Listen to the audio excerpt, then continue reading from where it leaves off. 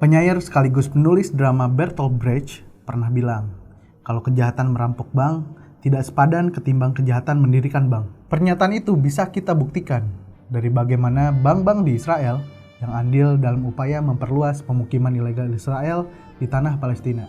Bank-bank ini membiayai pembangunan pemukiman ilegal di tepi barat yang diduduki, termasuk bermitra dengan pengembang untuk membangun rumah di tanah yang disita secara tidak sah dari masyarakat Palestina.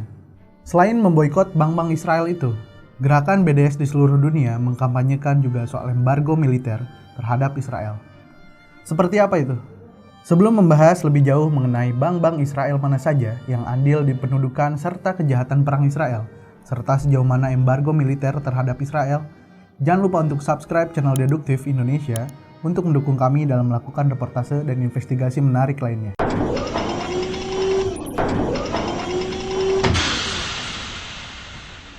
Sebagai perusahaan asuransi multinasional asal Prancis, AXA telah menanam investasi berkisar 6 juta US dollar di 4 bank Israel, Bank Hapoalim, Bank Leumi, Bank Mizrahi Tehavot, dan Israeli Discount Bank.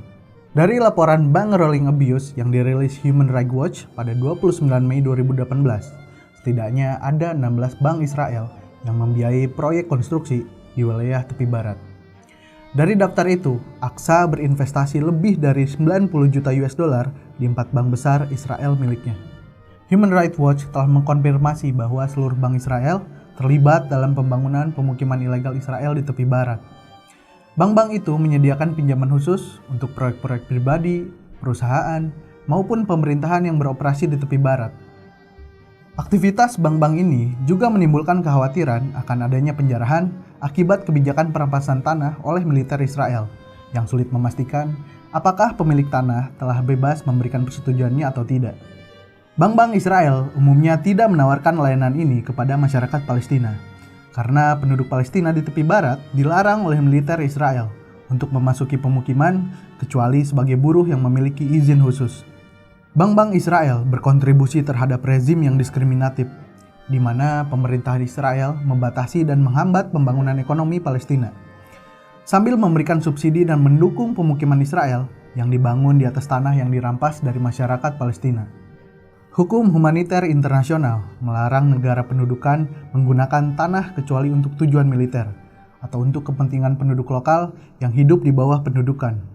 Banyak proyek konstruksi di pemukiman Israel, khususnya kompleks apartemen di pemukiman yang lebih besar, dibiayai oleh bank-bank Israel. Human Rights Watch menyajikan daftar 16 contoh proyek di mana 6 dari 7 bank terbesar Israel menjadi mitranya. Contoh-contoh di atas masih jauh dari lengkap dan tidak berarti bahwa bank yang disebutkan namanya terlibat lebih atau kurang dibandingkan bank-bank Israel lainnya, terutama dalam memperluas permukiman. Proyek-proyek itu merupakan proyek terkini yang mana Human Rights Watch dapat memperoleh informasi mengenai pendanaannya. Proyek-proyek itu juga muncul dalam peta interaktif yang diolah oleh Human Rights Watch. Salah satu contoh kasus terkait bank ini bisa kita lihat dari Bank Leumi. Bank ini bermitra dengan perusahaan Israel bernama Zemach Hammerman Ltd. untuk membangun proyek konstruksi bernama Amirenov atau Treetop View di pemukiman Israel di Alvei Menachhe. Menurut laporan perusahaan konstruksi tersebut ke Bursa Saham Tel Aviv, fase baru ini mencakup 130 unit rumah dalam proyek 5 bangunan di lingkungan Givatal, sebelah tenggara bagian utama Alvei Menachhe. Karena proyek ini terletak di pemukiman Israel hasil pendudukan, maka proyek ini terlarang bagi masyarakat Palestina di tepi barat, yang memang dilarang memasuki pemukiman kecuali sebagai buruh yang memiliki izin khusus. Bank Leumi menandatangani perjanjian dengan Zemach Hammerman Ltd. pada 17 Juni 2015 untuk membiayai proyek tersebut. Perusahaan itu secara terbuka mencantumkan perusahaan perbankan sebagai mitranya dalam proyek itu. Bank Leumi memberikan kredit sebesar 53 juta US dollar pada Zemach Hammerman Ltd. Sebagai bagian dari perjanjian, pembeli rumah melakukan pembayaran kepada Bank Leumi dan bank tersebut memberikan syarat pemberian kredit kepada perusahaan tersebut. Berdasarkan kemajuan dalam mendapatkan izin mendirikan bangunan, menyelesaikan berbagai tahap konstruksi, dan memasarkan apartemen. Perjanjian itu memberikan biaya kepada Bank Leumi sebesar 0,75% per tahun atas kredit yang digunakan. Di samping bunga atas jumlah tersebut sebesar prime plus 0,85%. Pemerintah juga akan menerima tambahan 0,2% per tahun untuk setiap bagian kredit yang belum terpakai. Itu baru satu bank, dan masih banyak lagi bank Israel lainnya yang andil di pendudukan wilayah Palestina oleh Israel. Selain bank-bank Israel itu, embargo militer juga diserukan oleh gerakan BDS di seluruh dunia. Seperti apa bentuk upaya embargo militer itu? Israel menggunakan kekuatan dan teknologi militer untuk mempertahankan sistem pendudukan militer dan apartheid di Palestina. Pelanggaran Israel terhadap hukum internasional dan kejahatan perang terhadap Palestina telah terdokumentasi dengan baik oleh gerakan BDS di Palestina. Israel hanya dapat bertindak dengan impunitas seperti itu karena pemerintah, perusahaan, dan pusat penelitian bekerja sama dan mendukung industri militer serta keamanannya. Masyarakat sipil Palestina menyerukan embargo militer menyeluruh terhadap Israel untuk mengakhiri semua kerjasama ini. Hal ini akan membuat Israel bertanggung jawab atas kejahatannya dan membantu mengakhirinya. Dilansir dari laporan Visualizing Palestine, antara tahun 2009 sampai 2018, Amerika Serikat memberikan bantuan militer sebesar 30 miliar US dollar kepada Israel. Perusahaan swasta dan pemerintah, termasuk Inggris, Spanyol, dan Italia, mengekspor senjata ke Israel.